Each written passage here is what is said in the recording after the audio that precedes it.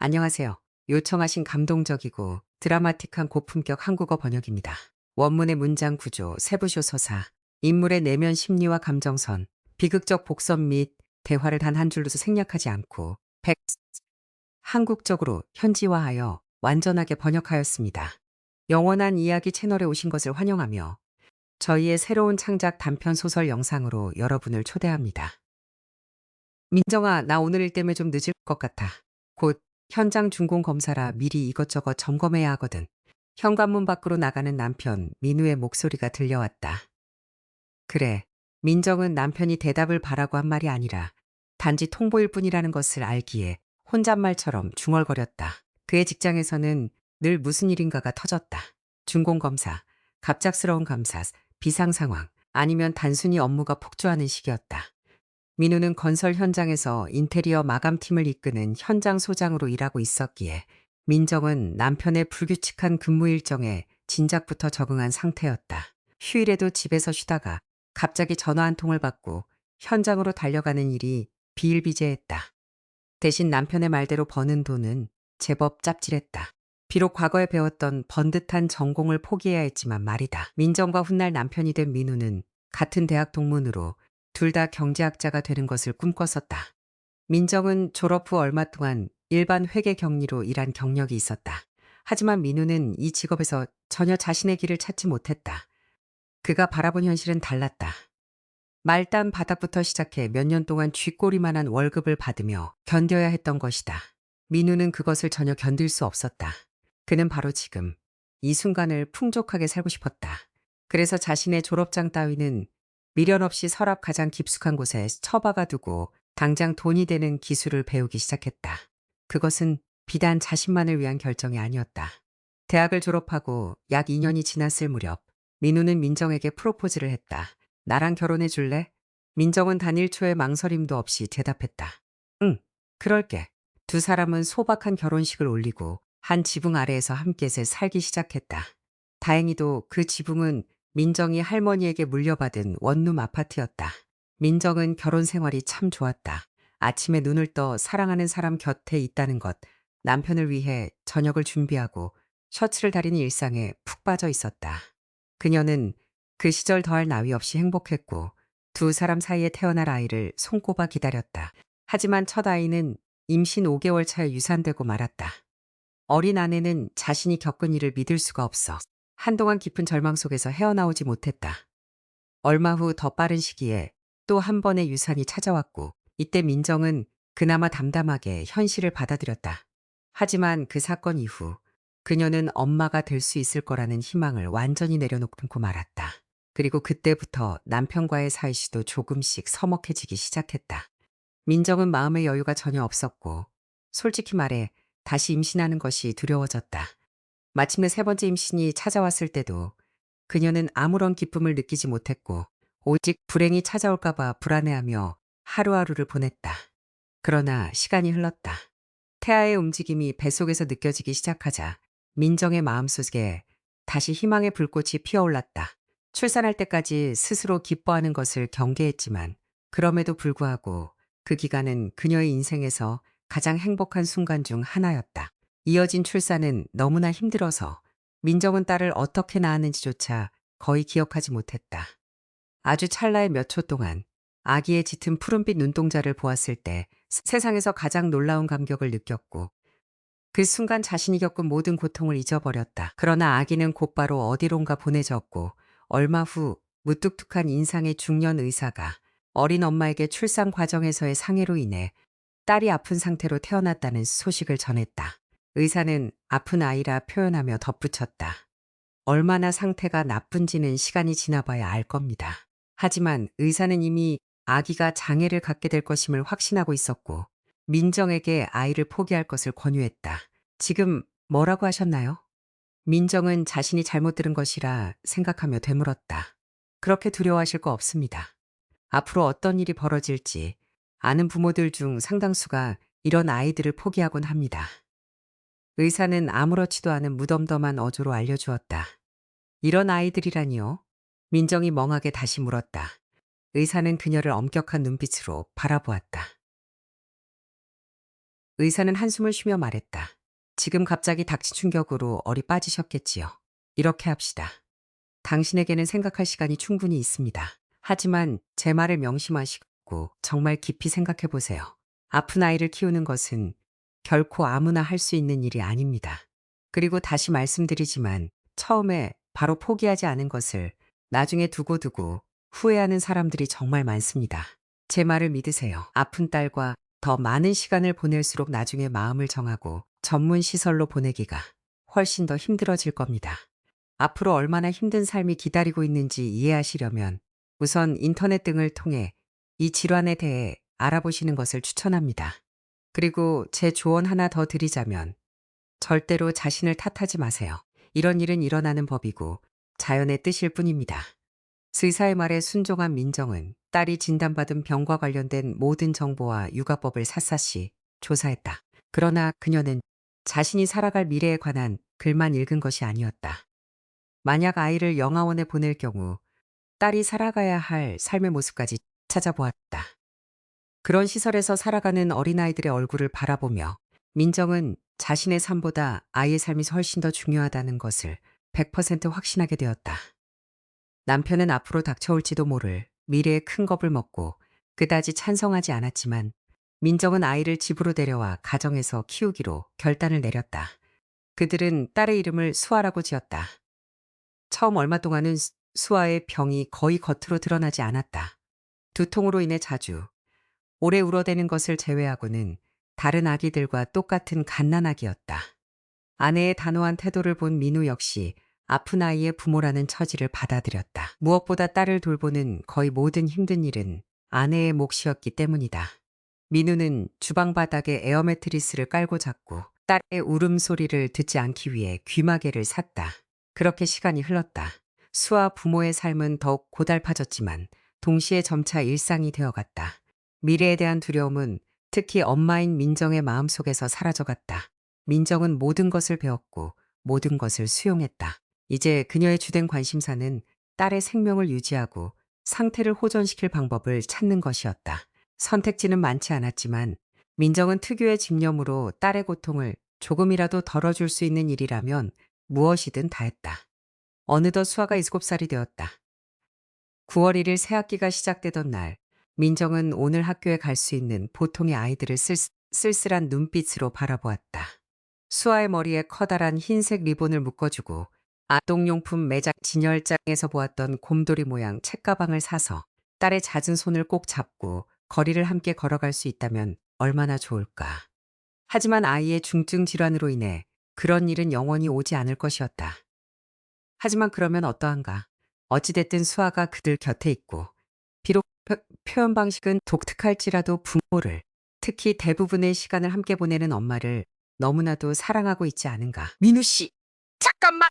민정은 깜짝 놀라 자리에서 벌떡 일어났지만 남편은 이미 문 밖으로 나간 뒤였다. 민정은 휴대폰을 들어 남편에게 메시지를 보냈다. 남편에게서 답장이 왔다. 민정은 한숨을 쉬며 다시 답장을 적었다.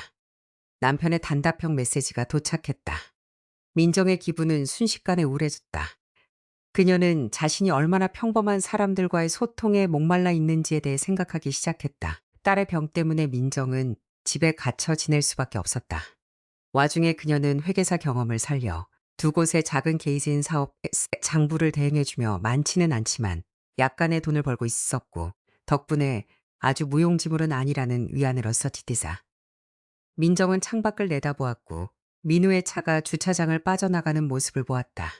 이제 그녀에게는 평소와 다름없는 아침이 시작될 터였다. 우선 딸의 상태세가 좋을 때는 아이도 좋아하던 목욕과 세면 시간, 그 다음은 식사 수발, 산책, 재활운동, 마사지, 약 복용 등등. 하지만 이 모든 아이 돌봄은 민정에게 기쁨과 마음의 평화를 가져다 주었다. 다만 딸과 함께 병원에 다니는 일만큼은 참 힘들었다. 그리고 당연히 수아의 병세가 악화되어 아이가 육체적 고통을 겪는 날들이 가장 견디기 힘들었다. 세상에서 가장 사랑하는 존재가 고통받는 것을 보면서도 아무런 도움을 줄 수 없다는 사실은 민정에게 무엇보다 참혹한 일이었다. 민정은 자신의 삶에 오래전에 적응했음에도 불구하고 남편과의 온전한 일상이 얼마나 그리운지 종종 생각하곤 했다. 민우는 민정의 도움이 절실히 필요한 경우를 제외하고는 집에 아픈 아이가 있다는 사실과 다소 무관한 독립적인 삶을 살아가고 있었다.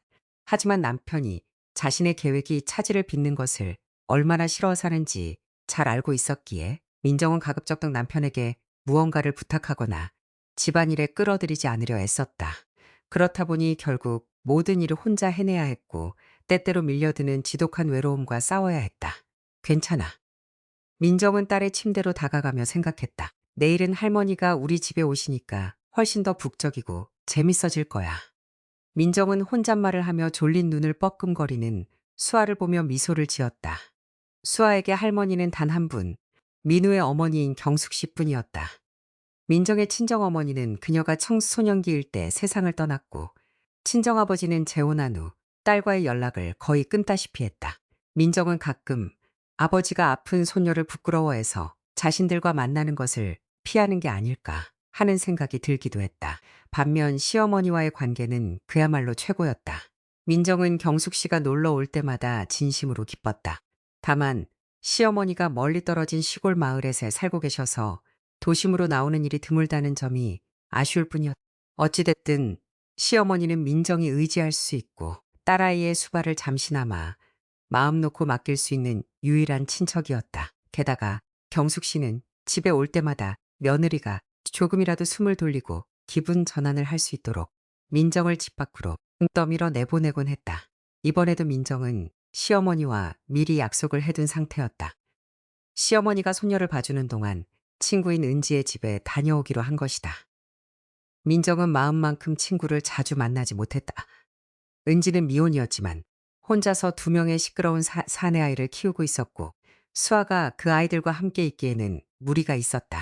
따라서 이런 드문 만남과 모든 일상에서 벗어날 수 있는 기회는 민정에게 담비와도 같은 존재였다. 게다가 시어머니와 함께 시간을 보내는 것 자체도 그녀에게는 큰 기쁨이었다. 그래서 아침에 남편이 또 늦는다는 메시지를 보내 망쳤던 기분은 점차 회복되었고 민정은 가벼운 마음으로 일상에 가사 노동에 착수했다. 날이 저물어갈 무렵 지친 민정은 졸고 있는 딸 곁에 다가가 소파에 누웠다. TV에서는 바람 피운 남편들의 불륜 사실을 알게 된 사연을 배신당한 여성들이 서서 털어놓는 프로그램이 방송되고 있었다. 출연자 중 한 성이 전하는 상황이 민정의 눈길을 사로잡았고 그녀는 TV 볼륨을 줄이지 않고 오히려 올렸다. 처음에는 남편이 거의 매일 야근을 하고 늦게 들어와도 온전히 믿었어요. 마흔쯤 되어 보이는 검은 머리의 여성이 말하고 있었다. 그런데 나중에 알고 보니 같은 부서에서 일하는 남편의 동료들은 제 시간에 퇴근하고 있었고 회사에 무슨 특별한 업무 폭주 같은 건 전혀 없다는 걸 알게 됐죠. 남편 혼자 회사 성과를 다 짊어지고 일하는 게 아니라면 분명 구린 구석이 있다고 생각했어요. 그래서 어떻게 하셨나요? MC가 물었다. 그냥 남편 뒤를 밟았죠. 여성은 답했다.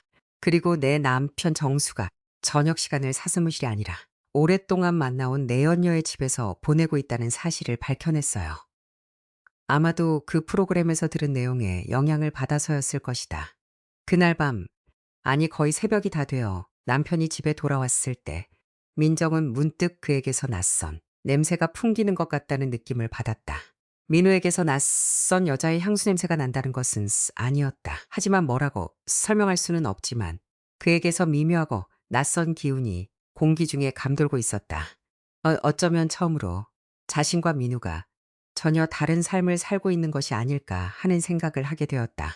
그리고 남편에 대해 자신이 알지 못하는 무언가가 있을지도 모른다는 사실에 처음으로 진지 두려움이 밀려왔다.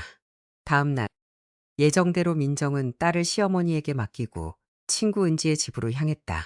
은지의 두 아들이 온갖 주전부리를 좋아한다는 것을 알고 있었기에 가는 길에 다양한 과자류를 샀고 참지 못해 아이들을 기쁘게 해줄 장난감 헬리콥터도 2개 샀다. 왔어? 은지가 현관에서 그녀를 반겼다. 안녕 은지야. 민정은 친구의 뺨에 살짝 입을 맞추었다. 정말 보고 싶었어. 거의 2달 만에 보는 것 같네. 거의 3달 만이지. 은지가 미소를 지었다. 어서 들어와. 그동안 있었던 이야기나 나누자. 민정은 신발을 벗고 코트를 벗었다. 그런데 집이 왜 이렇게 조용해? 애들은 어디 갔어? 민정이 물었다. 친정엄마한테 보냈어. 나도 가끔은 애들한테서 벗어나 쉬어야지. 애들이 자랄수록 소음만 더 커지는 것 같아. 그냥 컴퓨터 게임을 할 때도 고래고래 소리를 지르니까. 아쉽네. 민재랑 윤우 보고 싶었는데. 얼굴이라도 보고 싶었는데 말이야. 민정이 말했다. 은지는 손을 내저었다. 됐어. 매일 싸우고도 고함 지르는 소리 없이 고요하게 앉아 있을 수 있잖아. 자, 식탁으로 가자. 두 사람은 와인 두 잔을 비우며 만남을 기념했다. 그 후 은지가 차를 끓였고 친구들은 민정이 가져온 케이크를 잘랐다. 있잖아. 민우 씨가 요새 들어 자꾸 회사에서 늦게 들어와. 민정은 최근 자신을 괴롭히던 고민을 친구에게 털어놓기로 했다. 은지는 어깨를 으쓱했다. 어쩌겠어? 너희 집 유일한 가장인데. 남편이 너랑 수아 위해서 어떻게든 돈 벌려고 애쓰는 걸 감사하게 생각해야지. 감사하게 생각하긴 해. 민정이 말했다. 하지만 정작 남편 얼굴 볼 시기 너무 없어. 있잖아. 요즘 들어 나랑 민우 씨가 점점 멀어지는 것 같은 기분이 들어. 예전엔 이렇지 않았는데 지금은.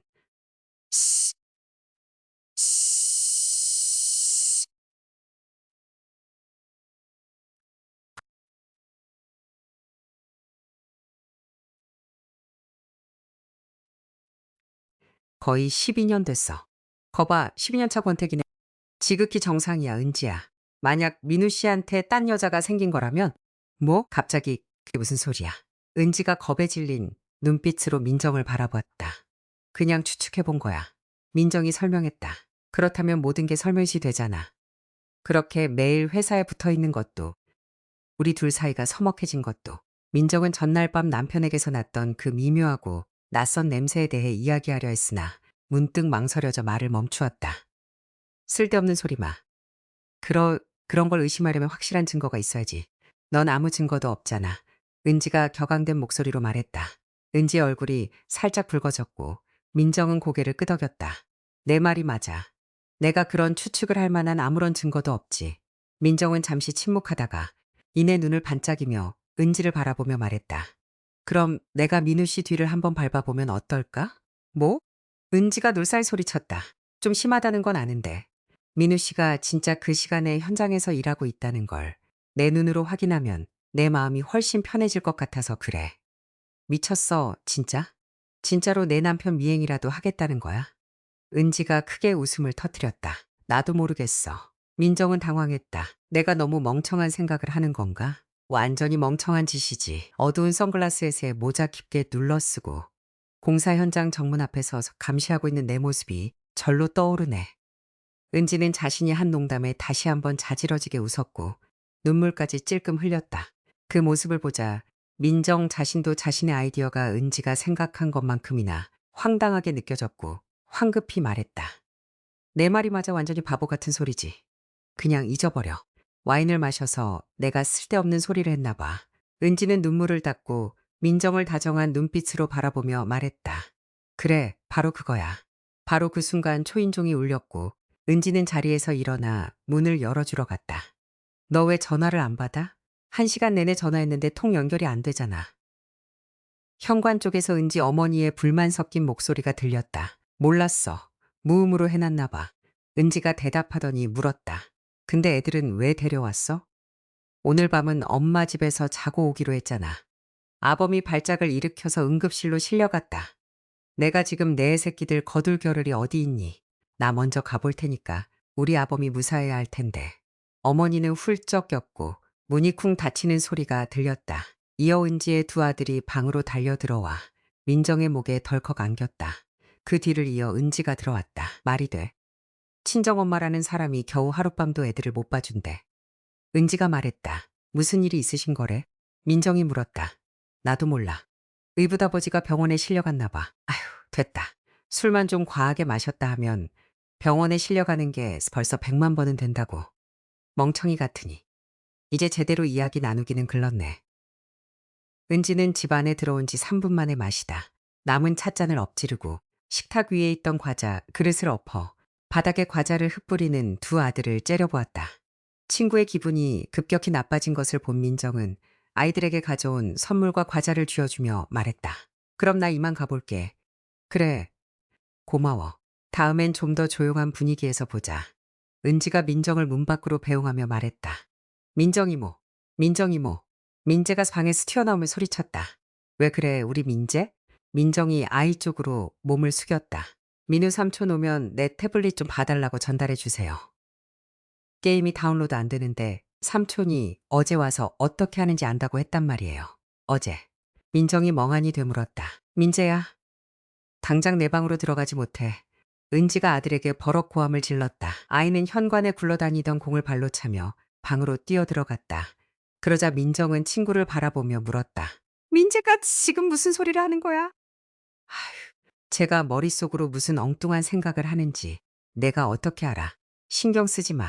됐어. 민정아, 나 애들 저녁 챙겨줘야 했어. 이만 가봐. 은지는 서둘러 민정을 문 밖으로 밀어내듯 배웅했다. 집으로 돌아오는 내내 민정의 가슴 속에는 불길하고 무거운 돌덩이가 얹힌 것 같았다. 민정은 괜한 일로 이를 키우지 않으려 애썼지만 은지의 어린 아들이 한 마리 머릿속에서 떠나지 않고 온갖 황당한 추측을 자아냈다. 약 2주일 후 민정은 은지의 집에서 있었던 일도 남편에 대한 모든 의심도 까맣게 잊어버려야만 했다. 오랫동안 기다려온 수아의 치료 기회가 찾아왔기 때문이다. 치료를 제안한 병원은 서울에 있었고 민정은 딸과 함께 한 달 가까이 서울로 올라가 생활하게 되었다. 민정은 이번 치료에 매우 만족했다. 재활 치료가 상당히 성공적으로 진행되었다고 할 수 있었다. 비록 최종 결과를 논하기엔 일렀지만 민정의 마음속에는 다시 희망이 싹지다. 새로운 치료법을 시도할 때마다 민정은 기적을 기대하곤 했다. 그리고 때로는 정말 기적이 일어났다. 수아는 의사들이 그 상태에서는 기대조차 하지 않았던 수많은 동작들을 익혀냈다. 그럼에도 엄마로서 민정의 욕심은 끝이 없었다.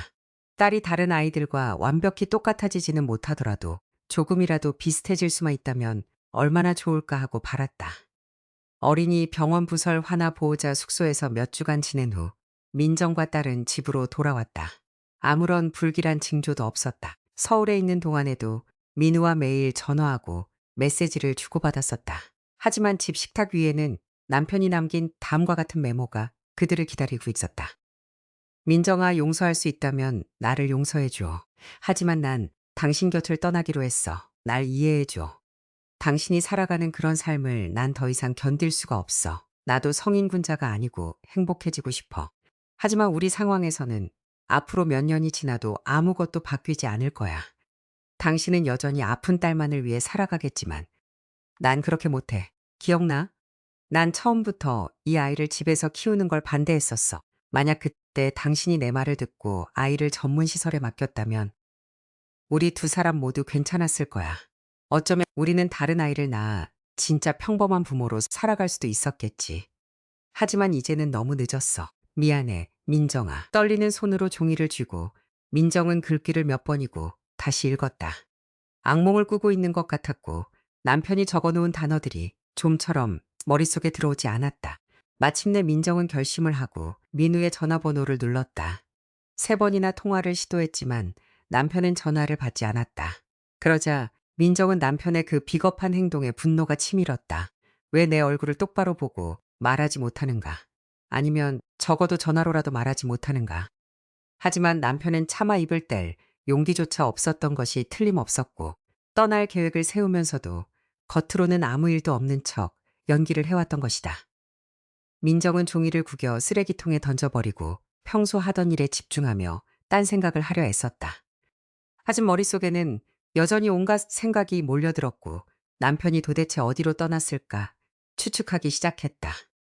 비록 민우는 메모의 이에 대해 아무런 언급도 하지 않았지만 이 사단 뒤에 다른 여자가 얽혀 있다는 것은 묻지 않아도 자명했다.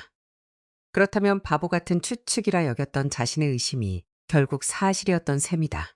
거기까지 생각이 미치자 민정은 은지의 집에 갔을 때 어린 민재가 어제 민우 삼촌이 와서 라고 했던 말이 퍼뜩 떠올랐다. 생각을 다 마치기도 전에 민정은 은지에게 전화를 걸었다. 전화는 한참 동안 신호만 울리다가 마침내 은지가 받았다.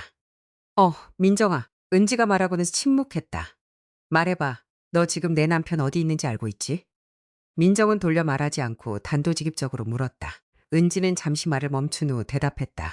그걸 물어보는 걸 보니 너도 이미 알고 있나 보네. 어떻게? 은지야, 어떻게 내가 나한테 그럴 수가 있어? 민정의 목소리가 떨려났다. 있잖아. 이건 전화로 할 이야기가 아닌 것 같아. 은지의 목소리가 전화기를 손으로 막은 듯 먹먹하게 들렸다. 이렇게 하자. 1시간 뒤쯤 너희 집 앞으로 갈게. 마침 그 시간에 수아 데리고 산책 나오지 않아? 맞지? 맞아. 민정은 목구멍에 걸린 덩어리를 꼴깍 삼키며 확인해 주었다. 그럼 가서 이야기하자. 은지는 전화를 끊었다. 민정의 온몸에 오한이 서렸고 식은땀이 흘러내렸다. 가장 믿기 힘든 것은 지금 일어나는 현실이었고 가슴 깊은 곳에 콕 박혀버린 묵직한 통증을 누르는 일이었다. 은지가 오기까지 남은 1시간 동안 민정은 자신을 추스르려 안간힘을 썼다. 친구 앞에서 눈물을 흘려 이 이중의 배신이 자신에게 얼마나 큰 상처가 되었는지 보여줄 순 없었다. 민정은 겨우겨우 마음을 정돈했다. 따릿한 유모차를 미밀며 단지 밖으로 나섰을 때 은지는 이미 벤치에 앉아 기다리고 있었다. 왔어? 은지가 다시 인사를 건네며 민정의 눈빛을 살피려 했다. 민정의 얼굴은 아무런 감정도 드러나지 않는 무표정한 석상 같았다. 그녀가 말했다. 아파트 단지에서 좀 떨어진 곳으로 가자. 누구한테 들리고 싶지 않아. 그래, 그러자. 은지는 수긍하며 자리에서 일어났다. 두 사람은 침묵 속에 얼마간 걸어가 길을 건너 작은 공원에 조성된 벤치 앞에 멈춰 섰다. 둘이 언제부터 시작된 거야? 민정은 은지의 눈을 똑바로 바라보며 마침내 물었다. 반년 좀 넘었어. 은지가 담담하게 대답했다. 반년이라니. 꼬박 6개월 동안 그걸 어떻게 날 속일 수가 있었어? 민정은 소름이 돋았다. 은지는 어깨를 으쓱했다. 어떻게든 되더라. 근데 민정아, 넌 지금 물어봐야 할 핵심을 놓치고 있어. 그럼 내가 뭘 더 물어봐야 하는데? 앞으로 이 일로 인해 우리 모두에게 어떤 미래가 기다리고 있는지에 대해서지. 그래서 어떤 미래가 기다리고 있는데? 은지는 턱을 뼛속까지 쳐들고 고개를 껐덕이며 말했다. 나랑 민우 씨, 살림 차릴 생각이야. 이게 무슨 뜻인지 알겠어? 자세히 설명해봐. 그 말을 듣는 순간 민정은 이를 악물었다. 너희들 이혼 절차 밟게 될 거란 뜻이야. 거기에 딸린 모든 정리까지 포함해서. 이혼? 민정은 참지 못하고 소리쳤다. 은지야, 넌 어떻게 우리가 무슨 원수지간이라도 되는 것처럼 그렇게 평온하게 이혼을 말할 수가 있어? 우리가 친구였잖아. 어쩌겠어. 전쟁터에서는 전쟁 법칙을 따라야지. 그리고 너랑 나는 지금 전쟁 중이고 상황이 그렇게 됐어. 요즘 시대엔 괜찮은 남자 하나 차지하려면 여자들이 피 터지게 싸워야 해. 괜찮은 남자가 그리 흔한 줄 알아. 민정은 은지를 뚫어져라 바라보았다. 희한하게도 그 순간 은지에 대한 분노 대신 불쌍하다는 생각이 밀려왔다. 은지는 단 한 번도 정식으로 결혼해 본 적이 없었다. 남자운이 지독하게도 없었다. 첫째 아들은 자신보다 훨씬 나이가 많은 유부남과의 사이에서 낳았다. 은지는 그 남자가 조강지처와 이혼하고 자신과 결혼해 주길 바랐지만 그런 일은 일어나지 않았다. 첫째 아들의 부친은 양육비조차 거부했고 은지가 자신의 권리와 아이의 권리를 주장하려 하자 큰 고통을 맛보게 될 것이라며 협박까지 서슴지 않았다. 둘째 아이는 정말 사랑하는 남자와의 사이에서 낳았지만 그 남자는 지독하게 대책 없는 인간이었고 은지가 임신 사실을 알기도 전에 어디론가 도망쳐 버렸다. 그리고 이제 친구는 세 번째 가정을 꾸리려는 시도를 하고 있었고 또 다시 잘못된 길을 선택한 것이었다. 민인 그 사실을 은지에게 깨우쳐 주고 싶어 입을 열었다. 남의 눈에 눈물 흘리게 하고 내 눈에 피눈물 안 날 줄 알아? 세상에 남자가 없어서 내 남편을 빼앗으려고 나랑 전쟁을 벌이겠다는 거야? 민정의 말을 들은 은지는 한층 더 호전적인 기세를 취하려 했지만 민정의 담담하고 흔들림 없는 얼굴을 보자 기세가 다소 꺾였다. 그렇게 됐어. 나라고 어쩌겠니? 나 혼자 원해서 된 일도 아니야. 민우 씨도 너희랑 사는 거에 지칠 대로 지쳤어. 그 사람도 평범한 가정을 원해. 그리고 난 그 사람한테 건강한 딸을 낳아줄 거야.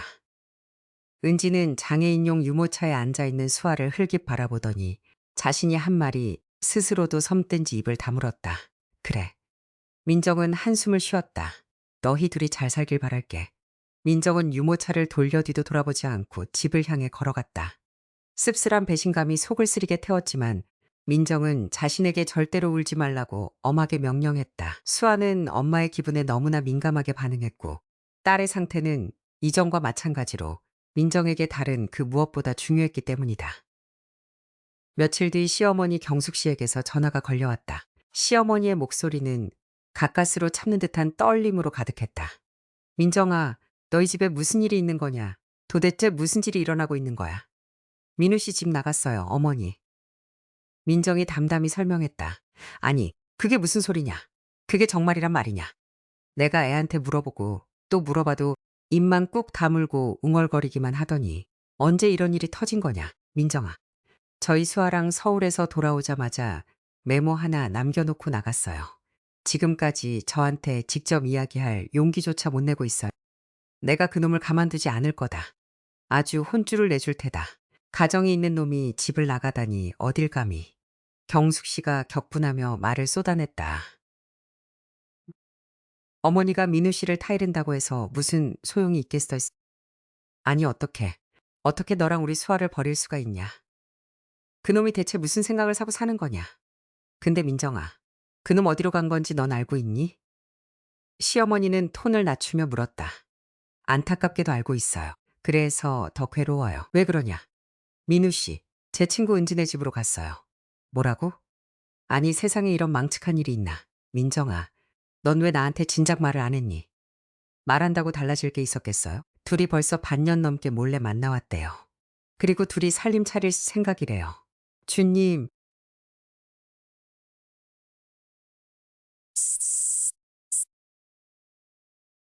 아니에요. 어머니, 그러지 마세요.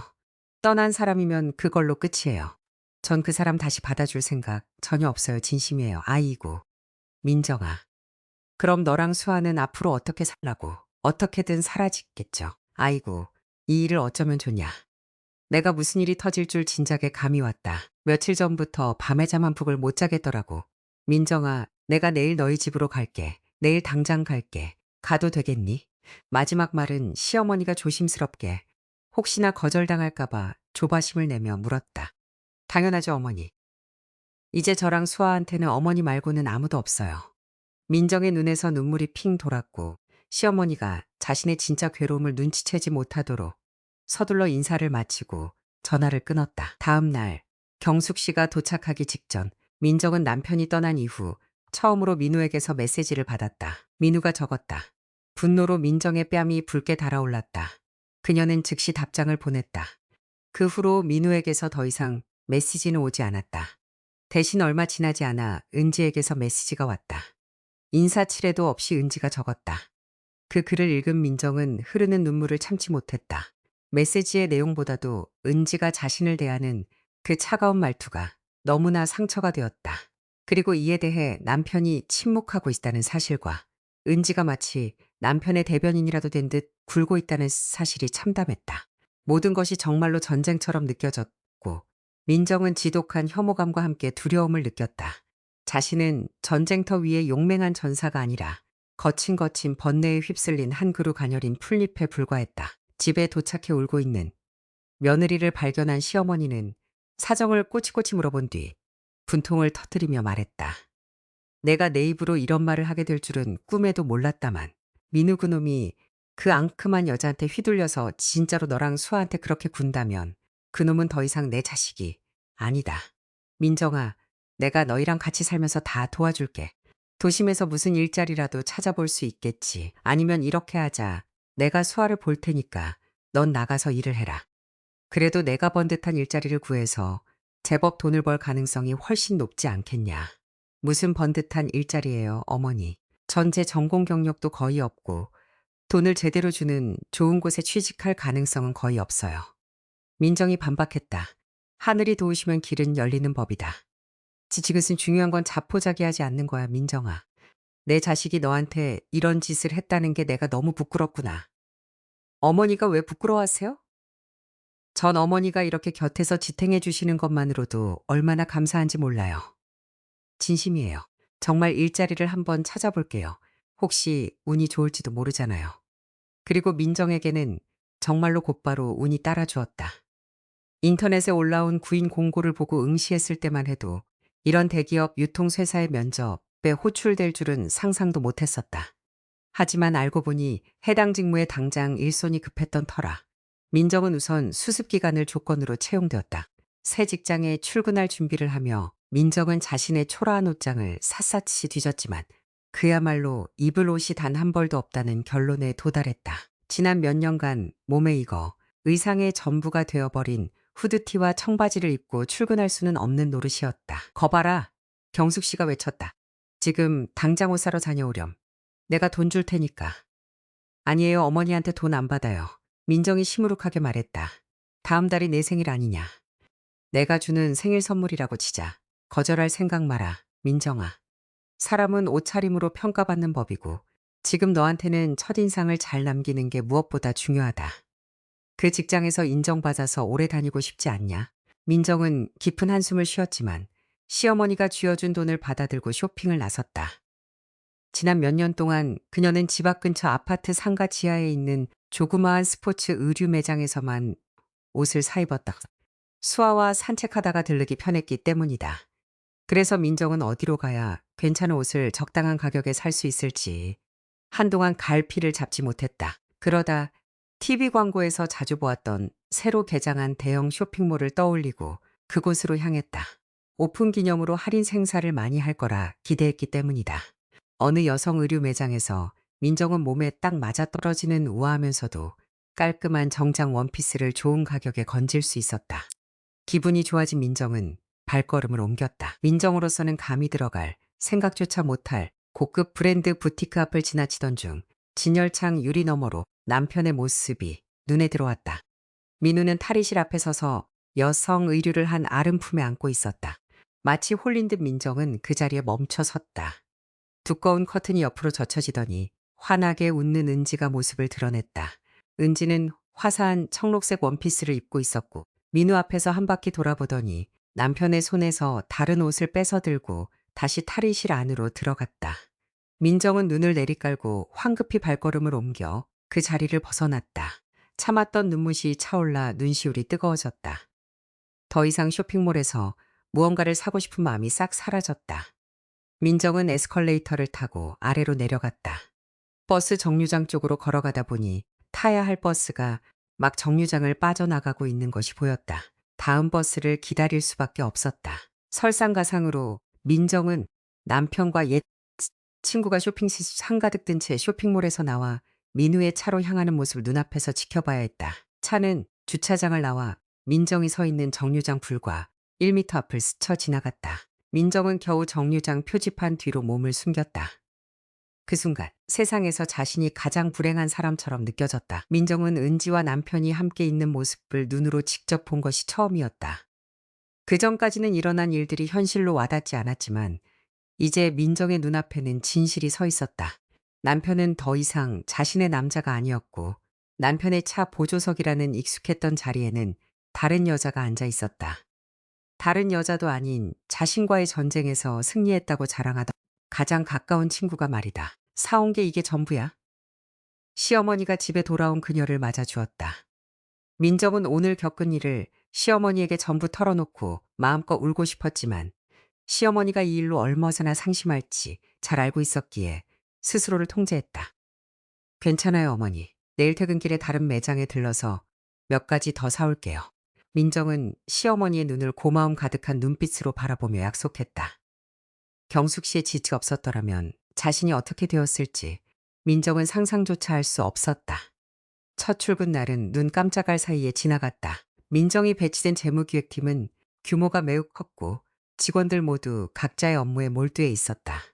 민정의 사수이자 이를 가르쳐줄 멘토로는 50살쯤 되어 보이는 여직원이 배정되었다. 이름이 같은 김경희 씨였다.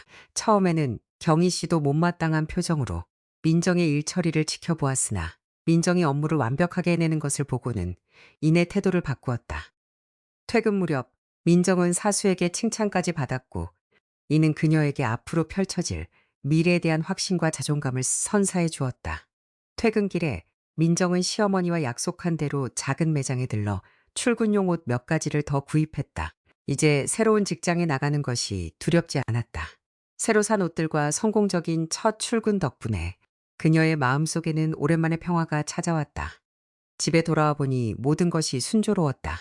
민정은 시어머니가 수아를 잘 돌볼 수 있을지 내심 걱정했었다.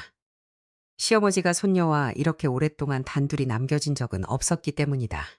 게다가 서도 엄마의 불안한 기분을 느꼈는지 요즘 들어 부쩍 떼를 쓰곤 했었다. 하지만 아무 일도 없었고 민정은 안도의 한숨을 내쉬었다. 그렇게 민정에게는 완전히 생소하지만 금세 적응하게 된 새로운 삶이 시작되었다. 이른 보람찾고 새로운 동료들 사이에서 친하게 지내는 사람들도 생겨났다.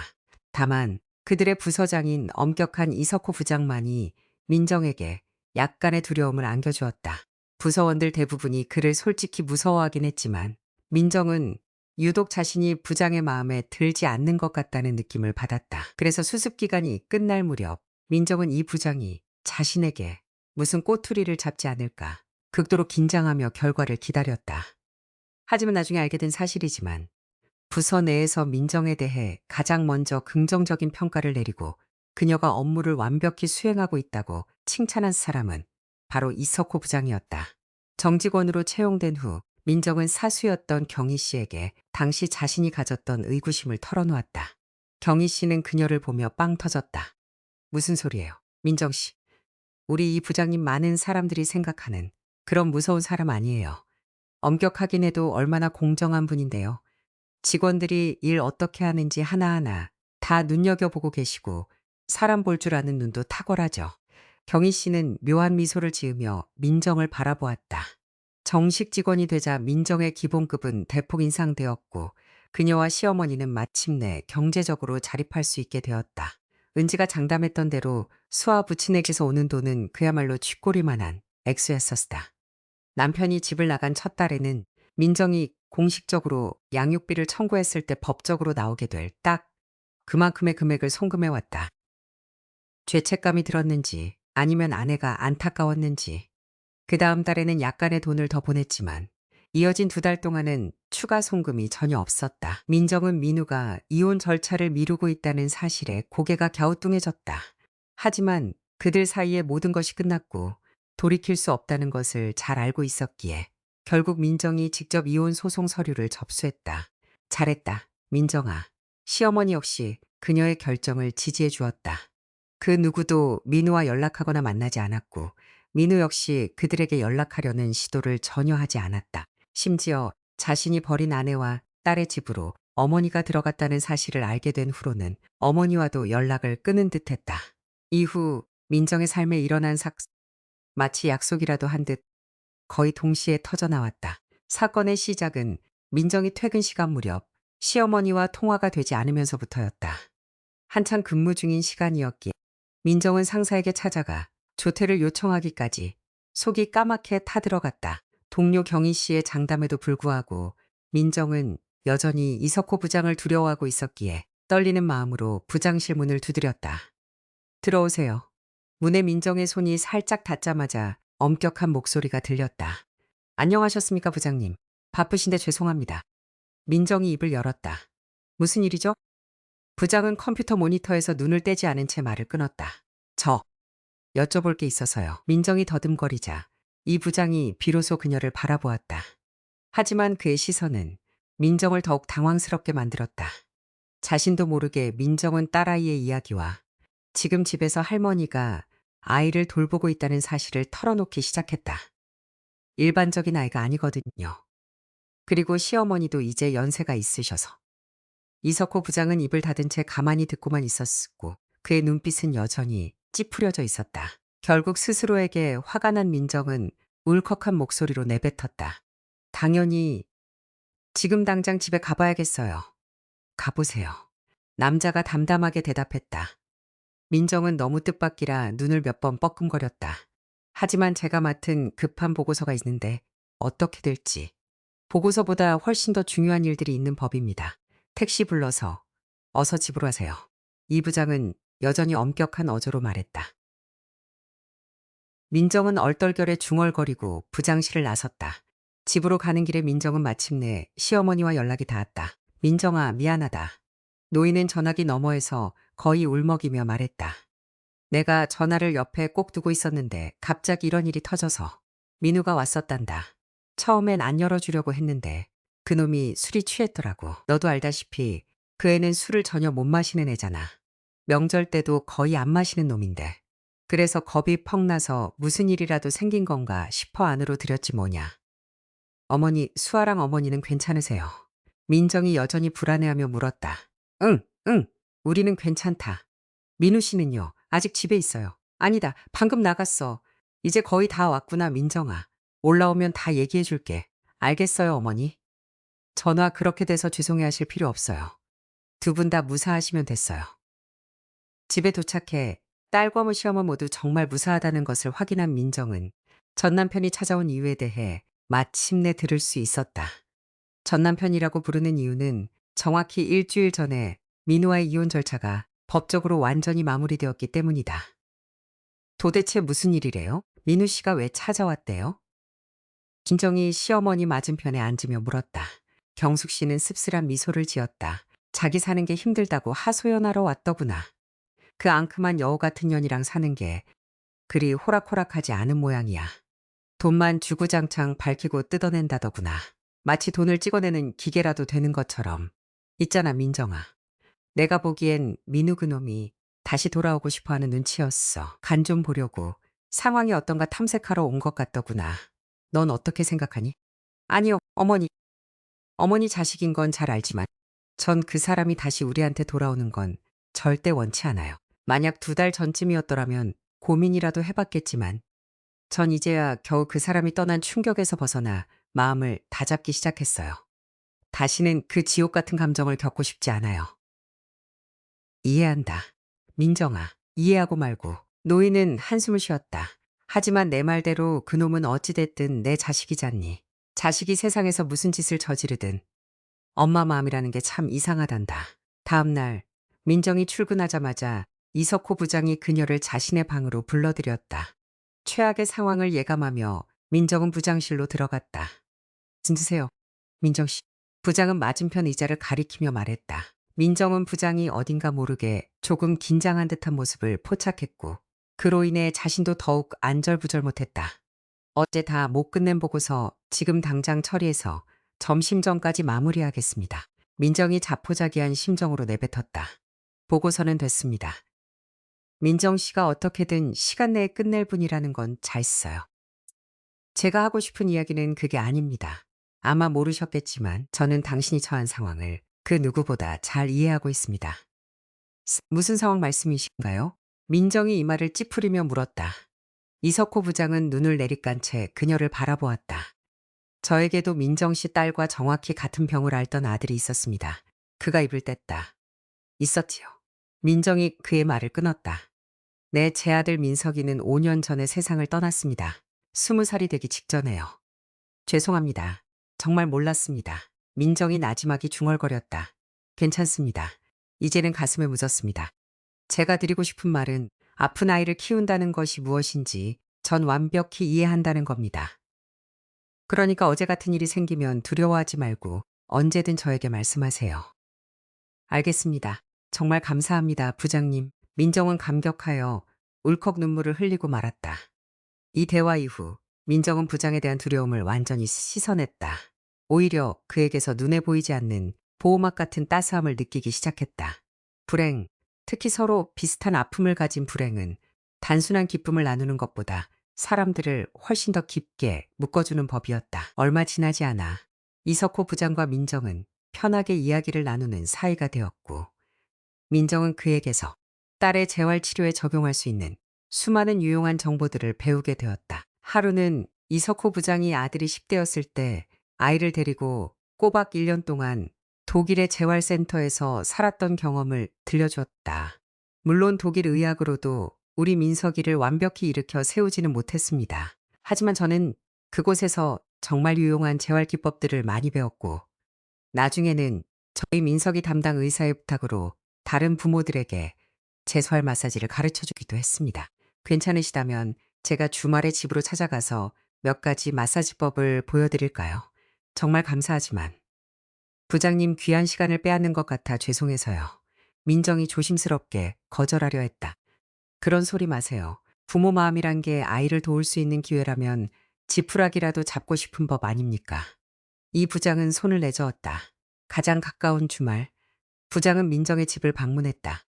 민정은 손님이 오는 것에 대해 내심 크게 걱정하고 불안해했다. 쌀수와는 낯선 사람에게 유독 거부 반응을 일으키곤 했기 때문이다. 하지만 모든 과정이 너무나 원만하게 진행되었다. 이석호 부장은 수아의 건강 유지에 실질적인 도움이 될 새로운 마사지와 동작들을 민정에게 정성껏 가르쳐 주었다. 민정이 손님을 배웅하려 복도로 나왔을 때 이 부장이 물었다. 수아 아버지는 어떻게 지냅니까? 아이를 보러 자주 오나요? 민정은 눈을 내리깔았다. 아이를 보러 오지 않아요. 강요하고 싶지도 않고요. 그 사람 선택이니까요. 이석호 부장은 한숨을 쉬며 잠시 침묵했다. 아시다시피 저희 민석이가 태어났을 때 저와 아내는 겨우 19살이었습니다. 산부인과에서 아내에게 아기를 포기하라고 권유했고 아내는 그렇게 하기로 결정했죠. 네? 하지만 부장님께서는 네? 제가 민석이를 데리고 나와서 혼자 키웠습니다. 물론 완전히 혼자는 아니었죠. 저희 어머니가 모든 걸 도와주셨고 아내와는 이혼했습니다. 그 후로 전 아내는 민석이의 소식을 단 한 번도 물어오지 않더군요. 듣기로는 그 사람은 지금 외국에 살면서 건강한 다른 두 아들을 낳아 살고 있다고 합니다. 민정의 눈시울이 다시 붉어졌다. 이야기를 나누어 주셔서 감사합니다, 부장님. 저한테 정말 큰 힘이 될 것 같아요. 앞으로 살아가면서 별 말씀을요. 민정 씨, 당신은 분명 잘 해낼 겁니다. 난 확신해요. 그리고 나중에 수아 보러 또 놀러 와도 될까요? 오늘 아이랑 제법 친할 것 같아서요. 그럼요, 부장님. 언제든 환영입니다. 민정은 그를 문 밖까지 배웅하며 자신도 모르게 미소를 지었다. 참 진국인 사람이구나. 복도로 나온 경숙 씨가 나지막이 한숨을 쉬며 말했다. 그날 이후 이석호 부장은 가끔 그들의 집을 방문하곤 했다. 민정은 딸이 그를 맞이하는 모습을 보며 놀라움을 금치 못했다. 수아는 그 누구에게도 이런 반응을 보인 적이 없었는데 변함없이 환하게 웃어 보이곤 했다. 심지어 아이가 지독하게 싫어하는 어려운 재활 동작 와줄 때조차 수아는 그를 향해 미소를 잃지 않았다. 어느 날 민정이 여느 때처럼 이석호 부장을 문 밖까지 배웅하고 돌아설 때 엘리베이터가 그들의 층에 멈춰서는 소리가 들렸다. 민정이 손님을 배웅하고 문을 닫자마자 초인종이 울렸다. 민정은 외시경으로 밖을 내다보고는 이마를 찌푸렸다. 문 밖에는 전 남편이 서 있었다. 민정은 문을 닫고 대화하기 싫어 문을 열어주었다. 방금 너희 집에서 나간 그 남자 누구냐? 인사 대신 민우의 입에서 나온 첫마디였다. 민정은 딸과 함께 서울로 올라갈 때 남편이 자신들을 배웅했던 그날 이후로 그를 처음 보는 것이었다. 가슴이 알 수 없이 요동쳤다. 민정은 감정을 억누른 채 남편의 질문에 대답하는 대신 물었다. 무슨 일로 왔어, 민우 씨? 딸 보러 왔다. 왜 난 내 딸 볼 권리도 없냐? 당연히 권리가 있지. 하지만 우리 수아 같은 아이한테는 몇 달 동안 연락 한 번 없다가 갑자기 나타나면 안 돼. 아이가 당신을 잊어버려서 겁먹을 수도 있다고. 됐어. 보면 기억나겠지. 민우는 중얼거리더니 청하지도 않았는데 신발을 벗고 집 안으로 걸어 들어왔다. 슬리퍼를 찾는 듯 주변을 두리번거렸다. 도대체 왜 이러는 거야? 민정이 전 남편이 거실을 서성이는 모습을 황당하게 바라보며 물었다. 익숙한 목소리를 들은 시어머니 경숙 씨가 거실로 나왔다. 민우야, 내가 여기 웬일이냐? 너 또 술 마셨니? 어머니가 아들에게 물었다. 그제야 민정도 민우에게서 풍겨오는 알코올 냄새를 맡을 수 있었다. 수아보러 왔다면서 독한 술 냄새 풍기는 사람한테 아이가 어떻게 반응하는지 기억 안 나. 민정이 어이없어 했다. 민우는 아내를 찌푸린 눈으로 노려보더니 어머니를 향해 말했다. 엄마, 나 민정이랑 단둘이 얘기 좀 하게. 자리를 좀 비켜줘.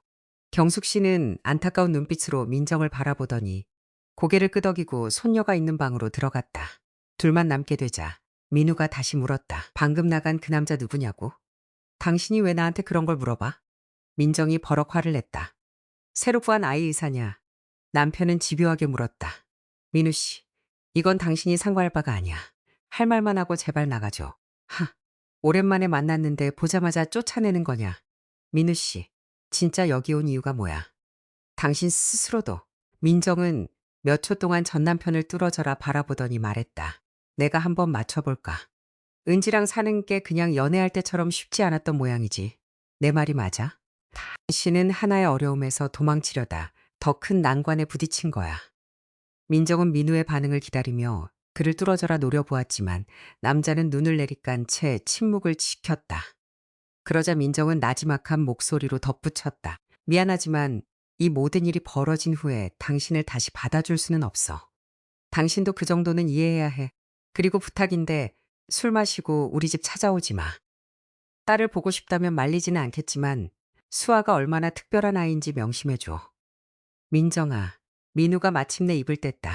나도 여기 오는 게 쉬운 일이 아니었어. 내가 나한테 얼마나 화가 났을지 잘 아니까. 그래서 나도 용기를 내려고 술을 좀 마신 거야. 그리고 은지에 대해서는 내 말이 맞아. 내가 한 짓을 1000번도 넘게 후회했어. 하지만 어떻게 모든 걸 되돌려야 할지 전혀 모르겠어. 남자의 어깨가 힘없이 처졌고 가슴 깊은 곳에서 한탄 섞인 한숨이 새어나왔다. 그는 아내의 눈을 감히 바라보지 못했다. 아무것도 되돌릴 수 없어 민우 씨. 당신이 내 이별을 받아들여야 했던 것처럼 이 현실을 받아들여.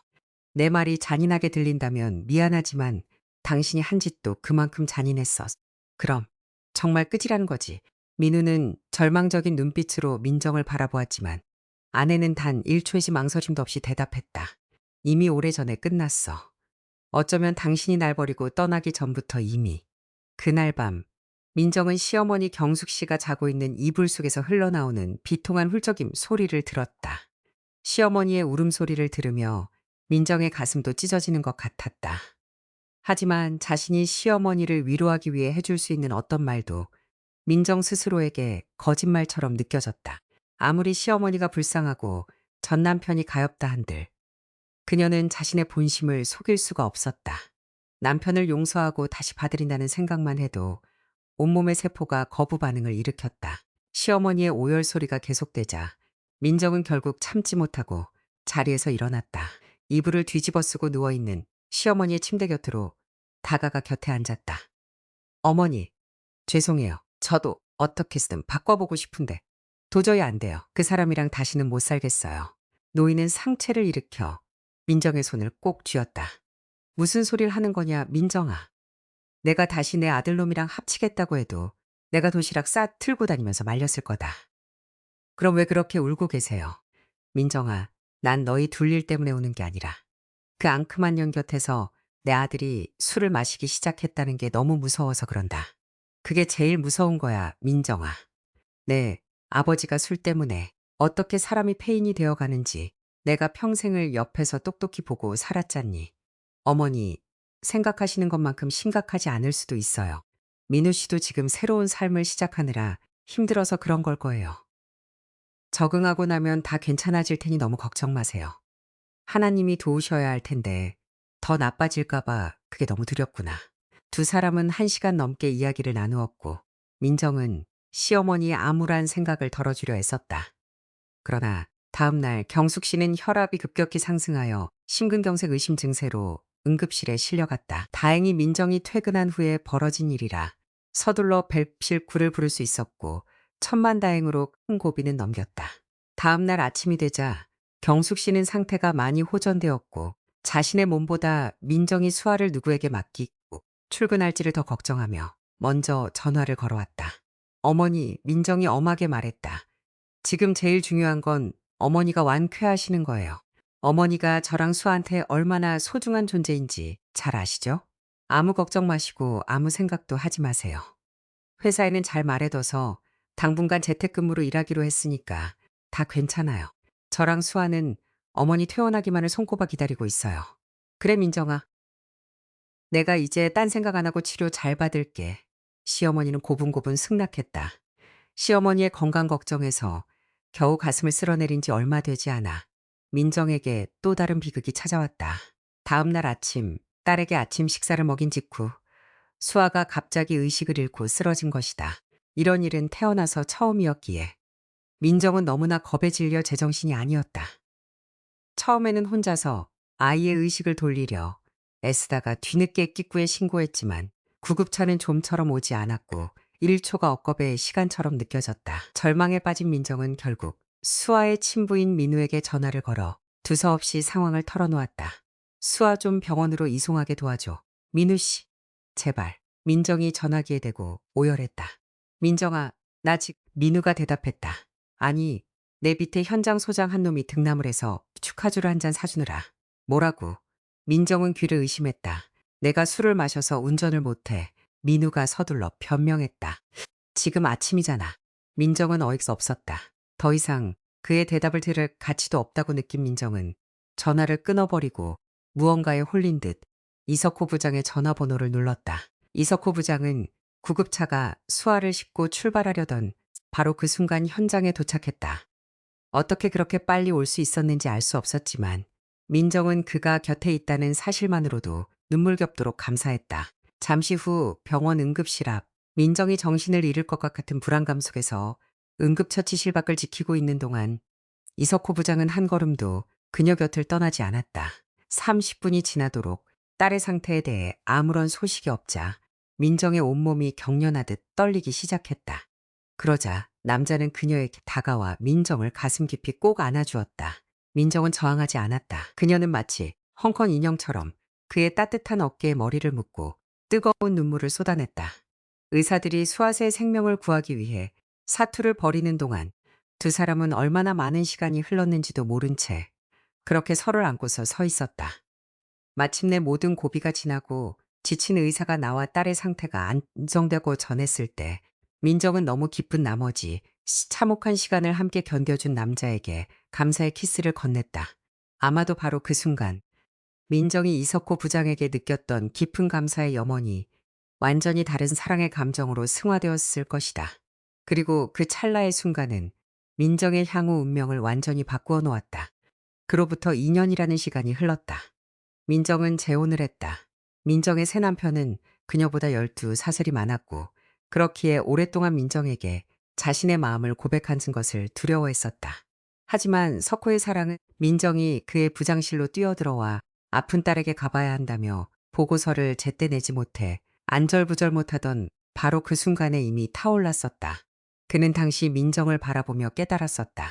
아, 이 여자야말로 자신의 아이를 향한 사랑을 위해서라면 그 무엇이든 던질 수 있는 진짜 엄마구나. 그저 남들에게 보여주기 위해 예쁜 옷을 입히고 사진을 찍어 SNS에 자랑하기. 바쁜 흔한 부모들의 가벼운 애정이 아니었다. 민정의 사랑은 훨씬 더 깊고 숭고했다. 아픈 아이를 사랑한다는 것이 어떤 의미인지 석호 자신이 누구보다 잘 알고 있었기 때문이다. 석호는 자신이 민석이를 데리고 산책을 나갈 때마다 사람들이 외면하거나 반대로 휠체어 탄 아이를 징그럽다는 듯 부러져라 쳐다보던 시선들을 똑똑히 기억하고 있었다. 휠체어에 앉은 어린아이를 보며 그 누구도 예쁘다 해주지 않았다. 오히려 스쳐 지나가는 모든 이들의 얼굴에는 내 자식이 저렇게 안 태어나서 참 다행이다라는 이기적인 안도감이 적나라하게 적혀 있었다. 하지만 그 누구도 정말 단 한 사람도 그 아이의 아버지가 단지 내 아들이 존재한다는 사실 그 자체만으로 얼마나 깊은 행복을 느끼고 있는지는 알지 못했다. 석호는 그날 민정의 눈빛 속에서 정확히 똑같은 깊이의 사랑을 발견했던 것이다. 그리고 그 이후로부터 내 많은 사람들은 부장님이 신입사원 민정을 바라보는 눈빛이 남다르다는 것을 눈치채기 시작했었다. 예를 들어 민정의 사수였던 경희 씨는 두 사람의 결혼 소식을 듣고는 이렇게 말하며 웃었다. 거봐, 이 부장님이 결국 자기 민정 씨를 차지했네. 난 처음부터 다 그렇게 될 줄 알았다고. 석호와의 결혼을 준비하며 민정이 느낀 유일한 아쉬움은 시어머니인 경숙 씨가 그들과 함께 살살살 한사코 거부했다는 점이었다. 민정아, 서운하게 생각하지 마라. 지금은 내가 민우 옆에 있어야 할 때 같구나. 경숙 씨는 짐을 싸며 말했다. 민정은 시어머니의 마음을 충분히 이해했기에 더 이상 설득하지 않았다. 전 남편 민우는 결국 은지와 결혼하지 않고 그녀의 곁을 떠났다. 민우는 결국 고향 시골 마을로 돌아와 어머니와 함께 살기 시작했다. 얼마 지나지 않아 그는 다시 건설 현장 일로 돌아갔다. 다만 이제 그가 인부들을 고용하고 감독하는 현장은 일반 건물이 아니라 인근 시골 마을에 수없이 방치되어 있던 폐허가 된 작은 교회들이나 절 같은 인류의 온기가 필요한 작은 종교 시설들의 복원 현장이었다. 그리고 민우 자신도 자주 종교 시설을 찾아 마음을 다잡기 시작했다. 경숙 씨는 언젠가 민정에게 아들이 그렇게 변하게 된 계기는 자신의 술 때문에 정작 제 딸이 죽을 고비에 처했을 때 아무 도움도 주지 못하고 오히려 낯선 타인이 딸을 구해주었던 그날의 사건이 아들의 정신을 번쩍 들게 만들었기 때문이라고 전해주었다. 경숙 씨는 그날 이후로 민우가 다시는 술에 손을 대지 않게 된 것을 너무나 다행으로 여겼다. 모든 것이 이렇게 마무리가 되어 참 다행이었다. 이제 모두의 영혼이 각자의 자리를 찾았고 은지를 제외한 모두가 자신에게 진정 필요했던 것들을 얻게 되었다. 하지만 은지의 경우엔 순전히 자업자득일 뿐이다. 전쟁에서 승리했으나 결국 자신의 고지를 지켜내지 못했으니 말이다.